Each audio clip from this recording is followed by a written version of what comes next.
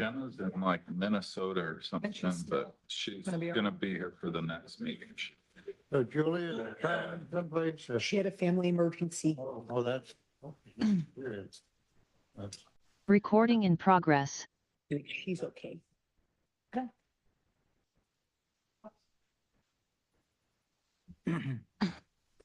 Ready to go? Okay. Calling the meeting of the Rogue Valley Transportation District for May 14th, 2025. Tour. Denise Kraus. Oh, Here. I jumped the gun there a little bit. Bill Mansfield, Here.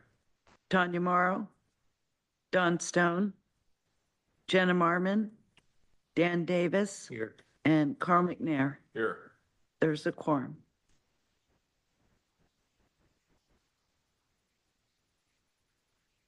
So has everybody had a chance to review the minutes of the previous meeting? And anybody have any corrections or additions to the minutes?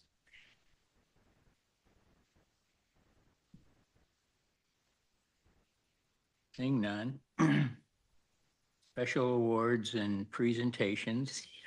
And I think Kelly has something that was written up by Julie. And so I would like her to go ahead and make that presentation. All right. Thank you, Chair. Chair and board members, my name is Kelly Matting. I'm the operations manager here and pinch hitting for Julie Brown, who had a family emergency and regrets not being able to be here and not even be able to be in a place where she has cell service right now. So we've done a couple things to commemorate the 50-year anniversary. And one is she wrote a thank you that I'd like to read. I wish I could imitate her voice, but I can't. And then I have a presentation that staff put together, in particular, Adam and Nick put together that kind of goes through the history of our BTD. So without further ado, we'll do those two things and then we can get on with the board meeting if you'd like. So this is Julie. Julie Brown, who has actually been here about 3/5 of RVTD's history. She has been here 30 years of the 50-year anniversary. Over the years, you have all played a vital role in our shared effort and achievements. Your support has transformed us into the robust, fixed network that serves our community today. Your contributions are something we can be truly proud of, and we are grateful for your continued partnership.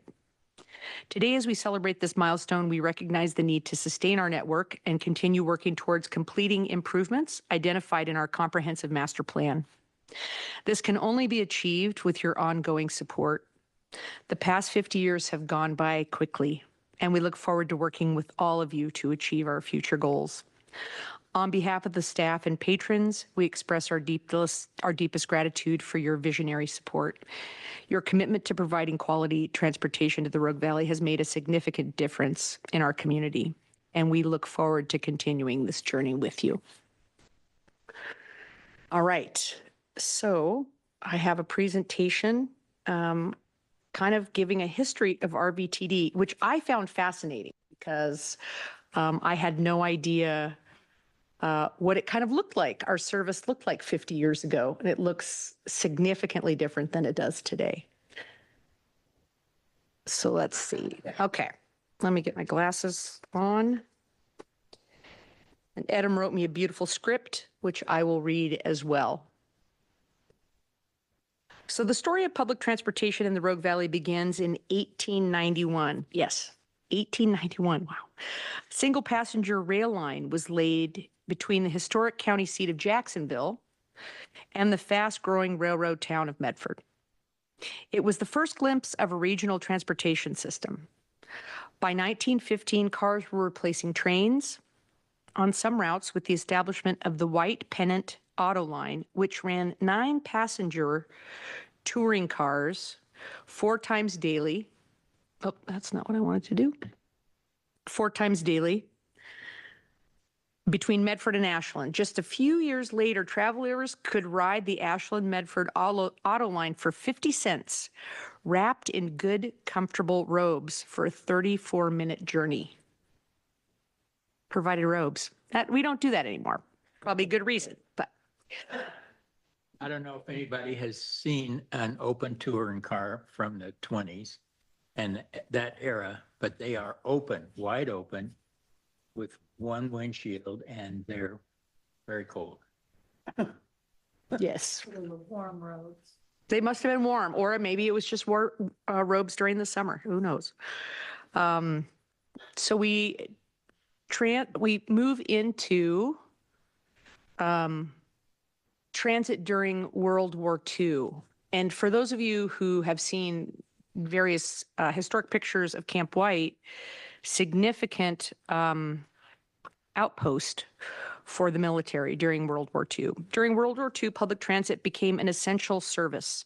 Buses shuttled thousands of soldiers and wartime workers to and from White City, a military training base located where White City now stands.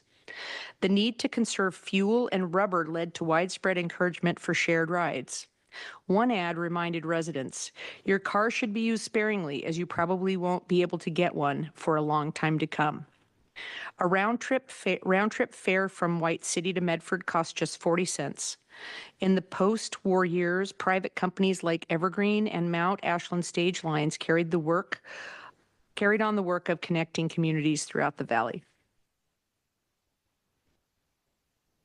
And then we move into the formation and early RVTD. The push to create a formal publicly operated transit agency began in 1971 when a local group created Operation Transport to explore the idea of public transportation in the Rogue Valley. Among its members was Henry Padgham, who would later serve as RVTD's first board of directors. The real breakthrough came in 1975 when Medford State Representative Al Densmore introduced and passed House Bill 5046, officially establishing the Rogue Valley Transportation District, the first transportation district of its kind in Oregon. Backed by $18,000 in state funds, the district existed on paper but had no buses or service yet. On May 14, 1975, the newly formed RVT Board of Directors met and appointed Henry Padgham as chair of the board. And that was his letter making him chair. In the 80s, RVTD grew. In the 80s marked a decade of steady growth. In 1981, RVTD took full control of its bus operations, with district drivers replacing the private contractors behind the wheel. A zone-based fare system was adopted in 1982, and the service hours were expanded. That same year, the district purchased a previously leased facility at 3200 Crater Lake Avenue and began construction and upgrades, transforming it into RVTD's permanent operations center. Saturday service began in 1983. In 1985, Central Point was annexed into the district, and service to Central Point began in August of 1986. During its peak in the 80s, RVTD was running 10 full-time routes and 4 season tripper routes. And by 1987, annual ridership had surpassed 1 million passengers per year. 1 million passengers per year. And here's some information that we would have handed out in the 80s. The 90s brought big changes, some exciting, others challenging. RVTD expanded its property holdings and laid the foundation for a downtown Medford transportation hub. And you can see that on the slide, them building the area of Front Street Station. In 1996, Front Street Station opened to the public, along with a new customer service building and Greyhound Station, now the Guy Wallman Memorial Training Center. In 1994, RVTD became one of the first transit agencies in the United States to invest in clean energy, opening a CNG or compressed natural gas fueling station and purchasing a fleet of natural gas buses. A local levy that would have funded transit operations failed, and the district was forced to make painful service cuts. And now 2000 to present. In 2007, Julie Brown became the general manager of RVTD. By the start of the new millennium, RVTD launched rvtd.org, stepping into the digital era. Then came the Great Recession of 2009, when national economic turmoil once again tested the district's resilience. Under the leadership of Julie Brown, who became, this is twice, which is good. She should be recognized at least 3 times tonight, who became general manager in 2007, RVTD stayed afloat, making strategic adjustments to keep serving the community. In 2016, Jackson County voters approved Measure 15-141, with 62% voter approval, providing stable local funding that allowed RVTD to expand its service, including bringing back Saturday service and increased service hours. Voters reaffirmed their support in 2021, demonstrating strong community commitment to public transit. In 2017, RVTD was recognized for its exceptional transit service and named National Small Urban Transit System of the Year by the Community Transportation Association of America. That same year, Oregon passed House Bill 2017, creating the statewide Transportation Improvement Fund. This funding stream allowed RVTD to greatly expand fixed route service from 9 to 15 routes in just 8 years, bringing improved access, shorter travel times, and more convenience for riders across the region. Today, RVTD operates, I went too far. Sorry, Matt. I'll go back. I'll stay there. Okay.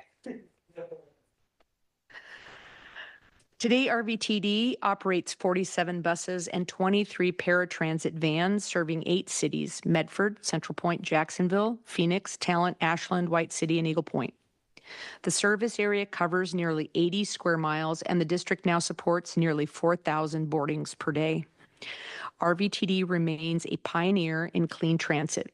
33 buses run on compressed natural gas, and many are fueled by renewable natural gas, thanks to a partnership with U.S. Gain.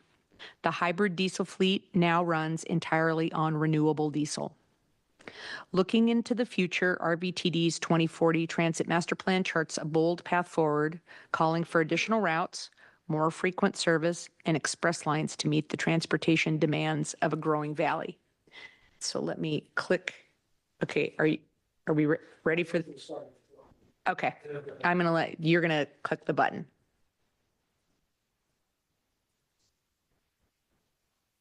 In the heart of the Rogue Valley, RVTD connects us all, not just through miles traveled, but also through time. 50 years ago, public transportation laid the foundation for growth in Southern Oregon. These early buses didn't just carry passengers, they carried progress, connecting communities and fueling dreams. Today, RVTD moves with the pulse of the Rogue Valley. More than just a bus ride, it's a lifeline for workers, students, and families, ensuring access for all to jobs, schools, and essential services.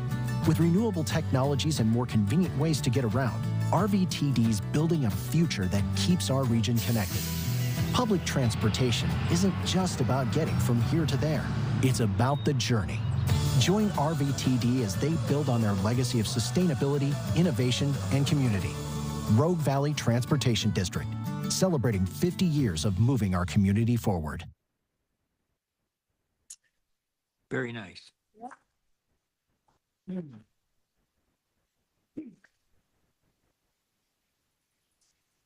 Mr. Chairman, I would like to just take a minute or two and add a little bit to that history, if I may.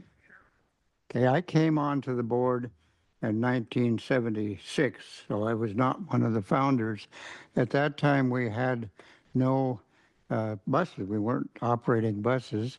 But along about late 76, probably more like middle of 77, we bought a couple of old junker buses, worn out buses from Lane Transit District, and operated them. We didn't have a staff. We didn't have a wonderful staff like we have now. We contracted out for the maintenance, and us board members did some of the jobs. One of my jobs was to go down to the bus station every evening and pick up the change and the money and deposit it in the bank the next day. So you could see how sophisticated we were. I wish that Sue Densmore were here because she was very active, but I noticed we do have one longtime board member, Stan. Stan, would you stand up and let us applaud you?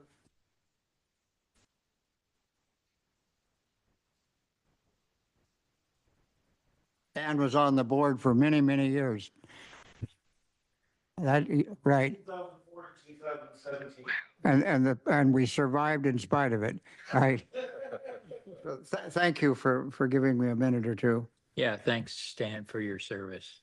And you too, Bill, especially for all your service to RVTD. Well, I was just one of the many board members is all. That's. But For longer than most. what? For longer than most. Well, yes, but I'm older than most. Sounds like you also got the money to the bank, which is always important. You don't know how much I filtered. You have no way of knowing that, do you? That completes my report. Thank you, Bill. That's all I are have. you done? Mhm. Okay. Yeah. Okay, thank you. Let's see, so public hearings, is there any public hearings scheduled for this evening or No. anybody? Oh, Okay. sorry, you no, answer. no. No, you answer. I'm good with you answering. Good. New business. Appoint RVTD Budget Committee member. And I'll consider a motion to appoint Richard Owens and David Hilton as members to serve as members of the RVTD Budget Committee for a 3-year term. Somebody, please. I have a question. Yes. How many openings do we have on the budget committee? With these two, we will have 5 members. We have 2 vacancies still. After these two? Okay. Thank you. Don't leave me hanging here. Well, Somebody make a motion. I reviewed them and I see that they both look like they could make a nice addition, and I would make a motion to accept both. So is there any discussion of this motion? Just a question, are those two folks here today in attendance? Beg pardon?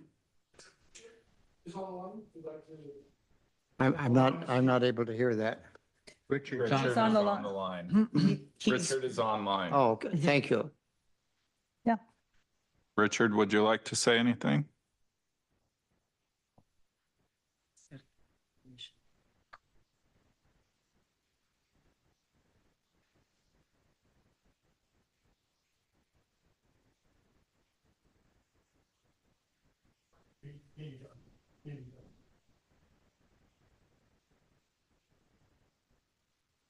Richard, can you unmute yourself?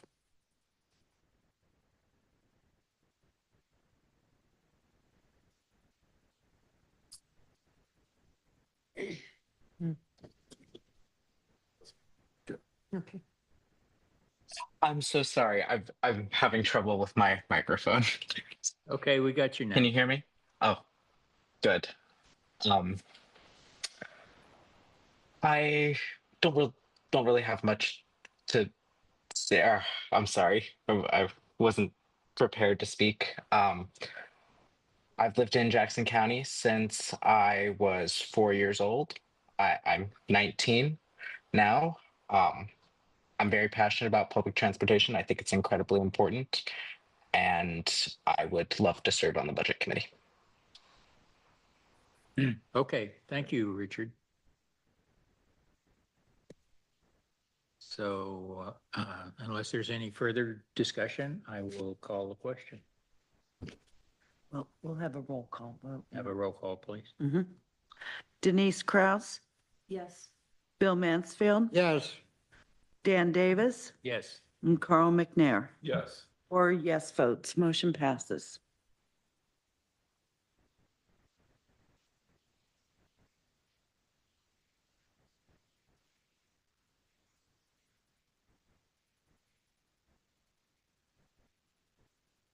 I keep forgetting what I'm supposed to do here. Oh, Okay. Reports from the general manager and staff. No, oh. Didn't we? Oh, we just did new business. Was there Is that anything all? else? Oh, okay. Okay. General manager reports. Kelly, did she have anything? Yes, we have one thing. So next Wednesday, you have a budget committee meeting. It starts at 5:30. Mhm. What I, and Julie channeling her as well, would propose is that we have an executive session meeting at 5. That would run until about 5:20, 5:15, and then you would go into a really short board meeting because in executive session, you can't take any formal action. But you can in a regular board meeting. And we would propose having a short board meeting. It's just going to be one item. But it's kind of time sensitive. So is that something you all could do? What's the date? Yes. It's the 21st, so it's, Carl, it's not this, it's next Wednesday. It's the budget committee? So Yeah. is the one item about the budget? Or- No, Okay, so it's a separate item. yes. So it's next Wednesday at 5 o'clock, is At- that right? At 5 o'clock, if Here. here, if we can get a quorum, are you all available? Yes. Yes. I think so. Okay. Half an hour earlier than the budget committee. Okay, so we will schedule that. So we'll meet here at 5 o'clock for an executive session. Then when that ends, we'll go into a regular board meeting and then you can go right into your budget committee meeting. Okay. Thank you. And that's all I had. Okay, so general comments and questions from the members of the board? Anybody have anything? I do have a comment. I just want to say, this last week, Kelly and Paige came to the Ashland City Council meeting and gave a really nice presentation about RVTD and its relationship with Ashland. And I think that was really well received. And I think it's a really good thing to do. Probably be really nice with other communities too. I know Ashland appreciates RVTD very much and looks for, more opportunities of how to work together to extend services there because Ashland loves the bus.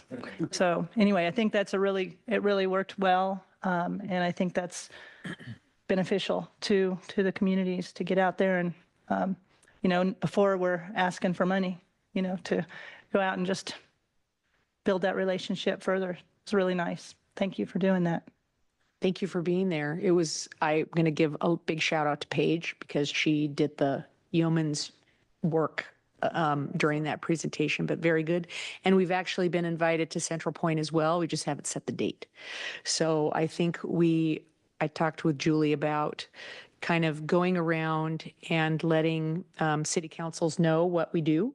I think it's really important because everyone sees our buses, but it's nice to have some information put in front of people. So we will be planning that and we'll let you know so you can be there if you'd like to be there as well. Great. Thank you. That's great. I hear sometimes from people comments about, how the buses are driving around empty, which I know they're not, but I think putting the numbers in front of people and letting them know what's going on is very important. So glad you're doing that. I think this video is very apropos for doing that type of thing as well. If we don't have a chance to get in front of the community itself, so. I had one other thing. Okay. And just, I guess it's a request of staff. I was contacted by a writer who saw me in the voters pamphlet and reached out to Lou, and he has a doctor that's like a couple 100 feet outside the service area for Valley Lift. And there's actually a couple doctor's offices in this complex. And I talked with Julie about it, but I guess then I did some research on my own, and we have to provide Valley Lift within 3/4 of a mile of our fixed route service. And yeah, I have a map for folks that are here that shows, it just shows like, it's very close where the doctor's office is. And I guess what I want to ask staff is like, what would it mean to say, I know we don't want to extend our Valley Lift service everywhere, but in this case, it's not that far, and there's a couple doctor's offices, and like, what would it mean legally, financially, to just say, even if it takes a board action or something, to say, you know what, we're going to include this one little area. So I'd like staff to look into that. We will. And we'll let you know at our next full board meeting. How does that sound? That sounds great. Okay. Perfect.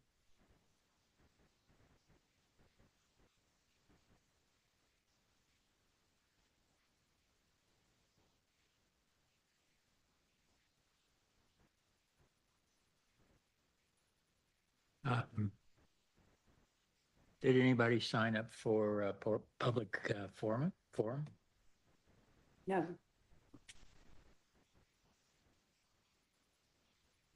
Who wants to? Okay. Okay. Sure. Yeah, that's fine.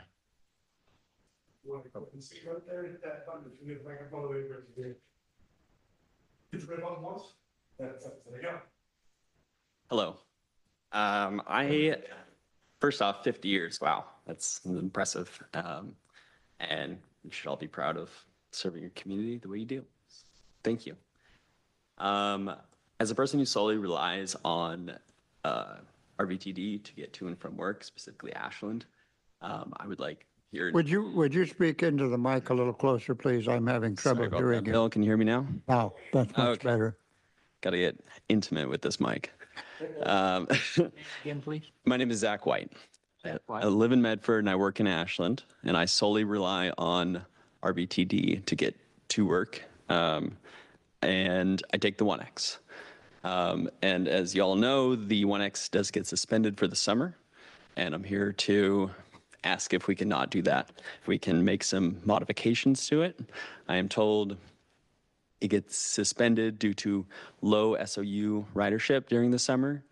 And wondering if we could maybe make some modifications to the line. And I understand the current financial situation, and you're all facing budget cuts.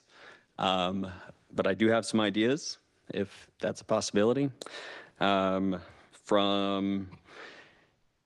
having it run just a few times in the morning and a few times at night to accommodate like the working people.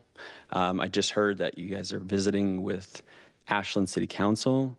Maybe we could have them pitch in for some, because the amount of people that I see getting off at the plaza and near SOU and over at Bimart stop as well that are not SOU students seems to far outweigh the SOU ridership.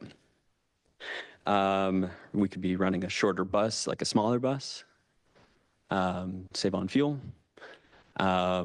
We could raise fare. I'd be happy to pay an extra $1, just for the summer months. If that would keep it going through. And sorry, I should have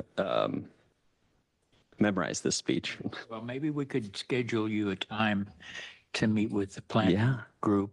I would love to meet with them. And can we do that, Kelly? Absolutely. So, Mr. White, would you mind, I'm trying to think of who back there. So Edem, would you raise your hand? So if you could connect with him Perfect. and just give him your contact information, then we'll get a hold of you and we can have a discussion. That sounds great. All right. Thank you so much. Thank you.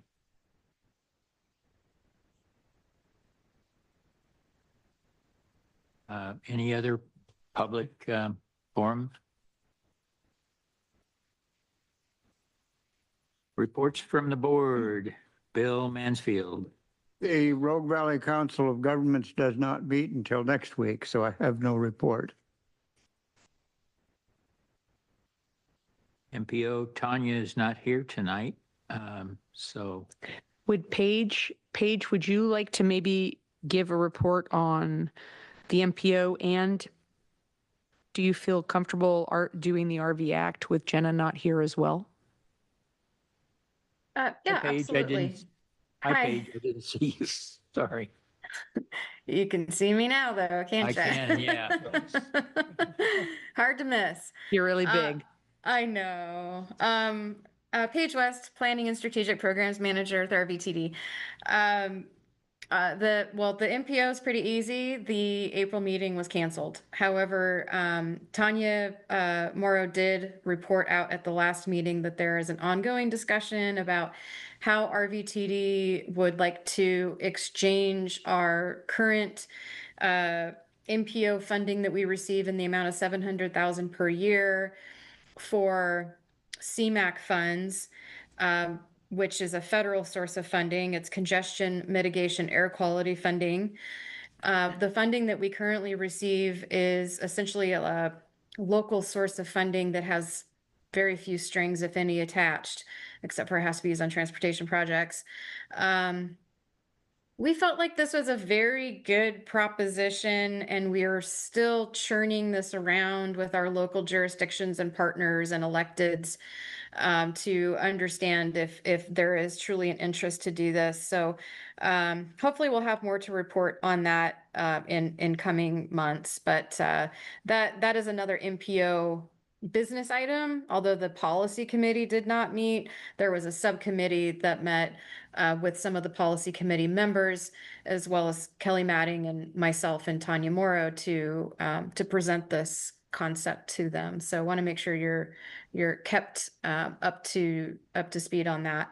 RV Act met just yesterday, and there is an interest by Chair Morrow as well to hold a study session in coming weeks to discuss what is a capital investment strategy that the Oregon Department of Transportation is proposing that would cover all modes from rail to transit to ongoing maintenance, which is a high priority for ODOT, and also modernization projects or capacity building projects, transportation options, safe routes to school. It's like everything. And looking out for 10 years at the RV Act is something that we're just starting the process to do. So we did talk about this a lot yesterday, and Chair Morrow was a voice for making sure that transit and active transportation is not left behind. And she is a part of a subcommittee that is at the RV Act to have these ongoing conversations. So I believe she's interested in having a study session on this topic in the next few weeks in advance of the next RV Act meeting, so that she can come prepared with possibly a formal discussion topic or correspondence from the board. We are also looking at the transportation bill, and we didn't get as much of an update yesterday, except for what you probably all know, which is that the Oregon Department of Transportation and the legislative session is ongoing with trying to form a transportation bill. And to my knowledge, I check almost every day, but to my knowledge, the actual bill language for this legislative session has not been published. So we're still working on with our transit partners around the state, and of course with the DOT's, Oregon's Public Transit Division to make sure that transit's included in that bill. But that was another topic yesterday, mostly to talk about sort of the larger package and whether it will get passed or not, because there's incredible amounts of funding for ODOT for ongoing maintenance and preservation projects. So that was also discussed, and that's about it for this group. But two really big subjects. So happy to answer any questions that you might have. Question. So the bottom line is that the legislature just hasn't decided yet whether or not we get money to operate. Is that right? They're looking at an increase of potentially a very small amount, less than what we are currently receiving in addition, which would be an 1/8 of a percent. If I'm saying that correctly, up to 0.4 of a percent. And it would be eight. Help me, Kelly. 8 1/100ths of a percent. It's like, it's not a tenth It's of like a percent. 0.008. Yeah, It's got the 2 zeros in front of it. Yeah, it's a lot of zeros. Then up to 0.04, 0.4 of a percent of the statewide transportation improvement fund. RVTD has provided a tremendous amount of information over the last 4 months, very responsive to any of the Joint Transportation Subcommittee's requests for information from transit agencies. RVTD is usually first in line to provide that feedback and answer questions that they have, to be transparent and responsive to their questions about how much funding is needed, how would the funding be used, et cetera. Right now, from what it looks like, there's a committee that's going to need to be formed to now work on the bill language, because it was not published on Friday, which was technically the deadline for it to be submitted by a legislator. So now it has to go to a committee to get formulated. And it concerns everyone. It concerns ODOT, and that was part of their discussion yesterday with RV Act. Mr. Chair? Yes. If you'll permit me to supplement that report, thank you very much. I believe I understand it to mean that the legislature really hasn't moved. Well, they've been working at it, but they haven't made an answer yet. I read an article in the newspaper just a week ago from the minority party in the legislature in both houses, indicating that they were opposed to it. They felt that instead of funding public transportation, they should use that money for repair and maintenance. We all agree that repair and maintenance is necessary. The question is, which side will prevail in determining whether or not we get some money? My guess is it's going to be pared down, but that the majority party will have enough guts to enact something for us. But that's just a personal guess. Don't count on it. It's probably wrong. I might add one thing. I'm not surprised that the minority party took that position. Okay, thank you, Bill, for that addition. So that concludes my report, and I wish you all a very good celebration after the meeting. I wish I was there. I wish I was there. I would ask you to save a cupcake for me, but it won't be very good by the time I arrive. Especially with the speed of the mail nowadays. So, thank you, Paige. I'm going to take my dictatorial position temporarily to move back to a previous item on the minutes. And I don't mean the minutes, the, what's this called? Agenda. Okay. I just wanted to address a question to Nick Black. I've been wondering lately, what kind of efficiency are we seeing from our hybrid buses compared to our CNG buses. Nick, you should come up.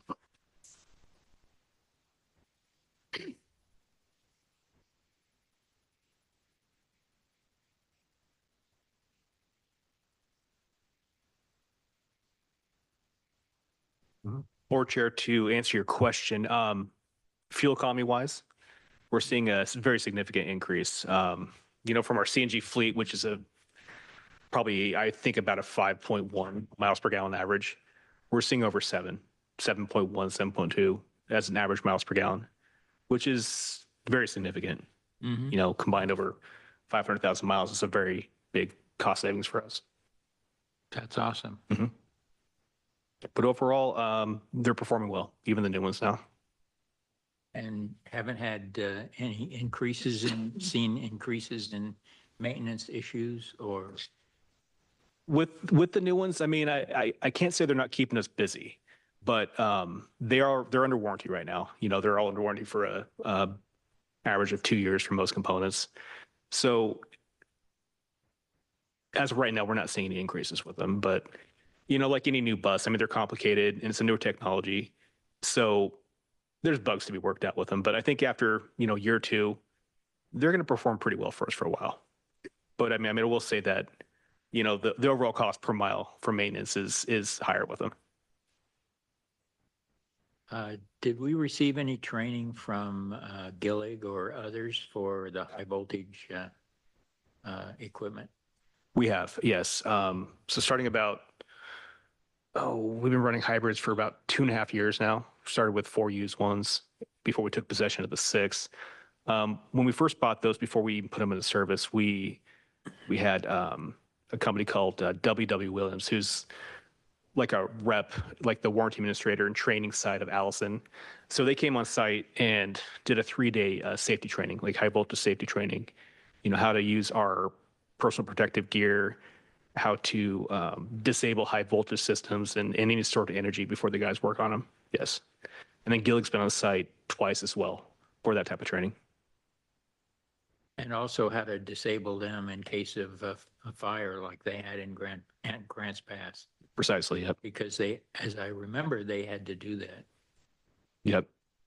And yeah, so in the event of emergency, yeah, they're aware how to disable the system. Okay, thank you. Thank you.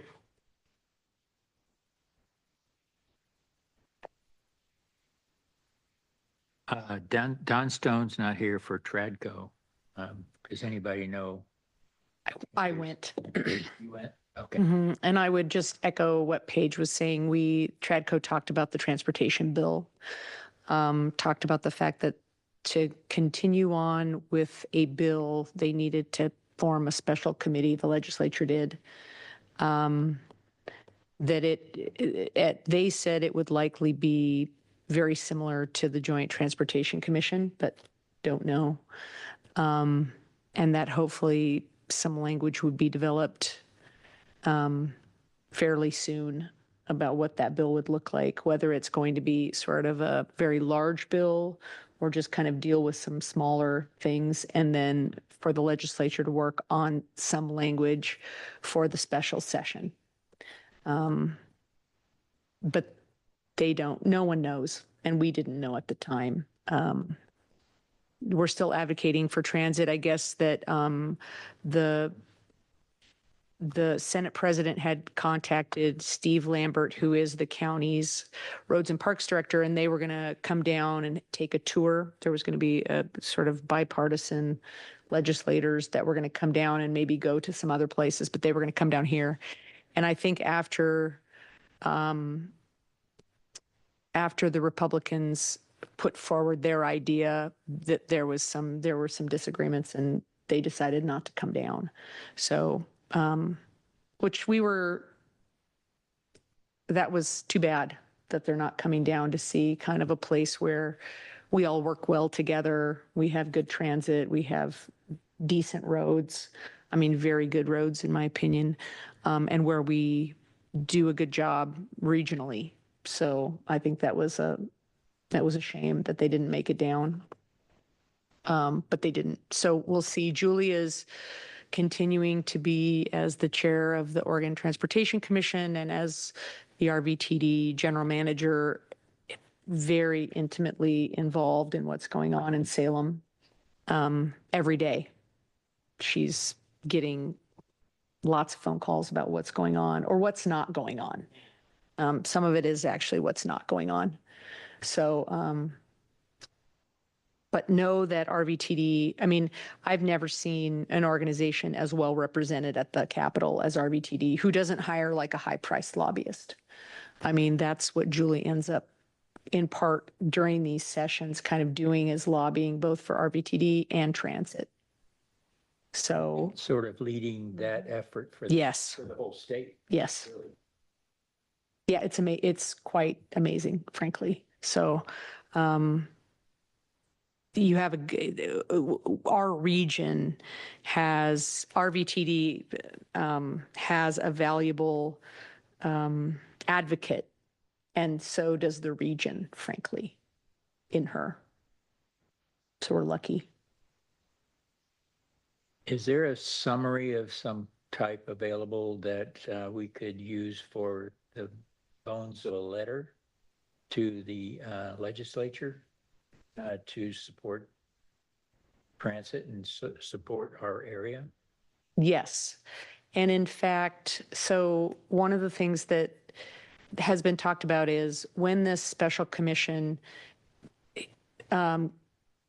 starts its work, they were talking about having like 4 meetings, a highway meeting, a transit meeting, I think like maintenance meeting, kind of those kinds of meetings. And they talked about specifically having a transit meeting. So I think that it would be valuable for the board to send a letter. And so I can talk to Julie. I'll write that down and just talk to Julie about getting something out for your concurrence, supporting transit. And so and not just supporting transit, but what this really is supporting money for transit. And so I can talk to her about that and let you guys know, because my guess is either those meetings are going to be, they thought they might be next week, but that may be too soon. They may be the week after. But there's just, I mean, one of the things that's happening with the legislature is there's just not a lot of time. Like all of this is such a big, complicated, lots of moving parts bill, because it's not just transit, it's transportation, it's ODOT, maintenance and preservation and projects, that having all that sort of come together in a month, that's a tall order. So hopefully they will. But we will definitely get something for you. Okay, thank you.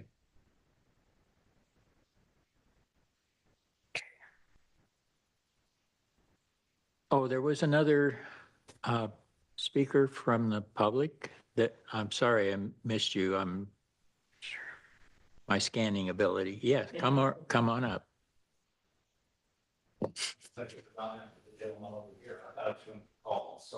Yeah, that was my luck. My lack. I'm sorry.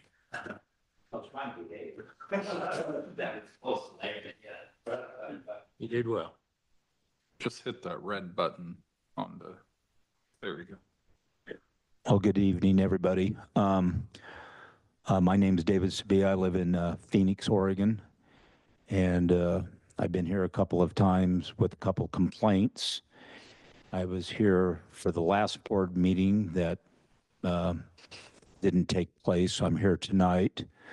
I brought my little red wagon and some bags for a demonstration, and on my way here, walking down the highway between Phoenix and Medford, Clark pulled his bus over and told me that I could ride the bus with my little red wagon. And so I guess I don't need to do a demonstration. But I did want to at least say thank you to the management and thank you to the board for giving some consideration to my needs and for others, and hearing my voice and finding a way to accommodate and make it work. So want to say thank you. I mean, you always are going to hear the complaints. I guess that's kind of normal. So it's always good to hear a positive and some appreciation, I think. I know I would like to hear a positive or appreciation once in a while. So, and I had spoken about forms that one could write a complaint or a concern or even a thank you, or a positive, or that a bus sign was down or something of that nature. And somebody dropped them off. That's a pretty good service, but there were several, and I don't know if that's a positive or if people are really worrying that I'm be doing a lot of complaining.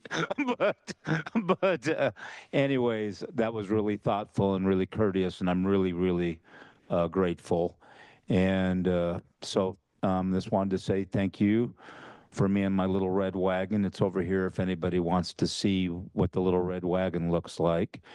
So when I got on the bus, I folded it up this afternoon coming here instead of having to walk all the way with it, because I did keep my word and not try to bring it on the bus. And so it folds up and I put it on the shelf and I put my little bag up on the shelf. And it seemed to work out all right for everybody. Didn't seem to have any problems. And so I just want to say thank you to everybody. Thank you for hearing my concerns. Good job for 50 years. That's half a century of anything lasting or growing. That in this world, that's quite an accomplishment. So anyways, thank you everybody, and I do appreciate it very, very much. Yeah, I'd like to say to you, thank you for bringing your concerns and needs to our attention. That's one good way for us to improve our service and our value to the community. So I appreciate that you did that. Well, I thank you all very, very much. I will consider how I respond or react in the future. I have some learning to do myself a little bit, and sometimes maybe I get a little wrapped up in my own self and my own needs, and I lose a little bit of sight of the bigger picture. So I've learned a couple of things myself. So hopefully there's some improvement here. I'm open. Thank you.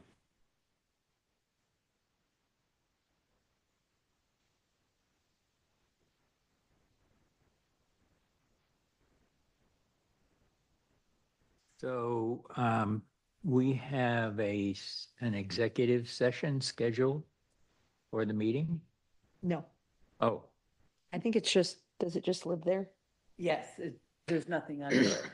oh, okay. Mhm. I see. Just a kind of a placeholder. Placeholder, like me. Okay. Is there anything else for the good of the order? In that case, I assume we can adjourn the meeting. Thank you. You?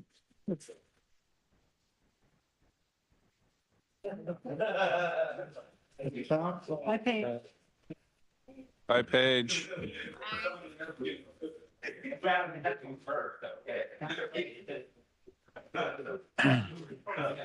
Good job, Dan. It's kind of fun.